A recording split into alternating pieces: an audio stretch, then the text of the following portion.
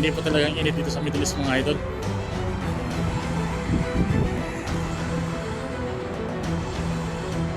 Maabot po siya minsan ng nasa 45 o 48 degrees. Intindi ng init. Ngayon po ay buwan ng Mayo. Nasa 44 plus na po yung init mga idol. Kahit hapon na. So may itindi pa ito. Kahit gabi dito ay humidity.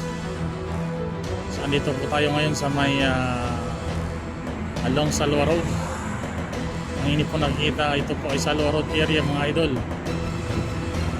Yung tumbok po ng ating camera ay alas 10 na po ito. Tayo po muna ay nagpahinga.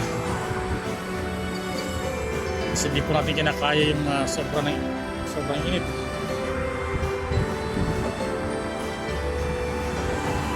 Tayo po ng ating bisikleta mga idol. Ngayon po ay pasok pala sa trabaho. Magandang hapon po sa inyong lahat.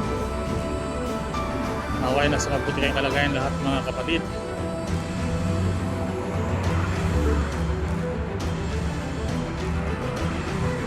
Mainit po talaga yung sitwasyon dito sa Doha mga idol.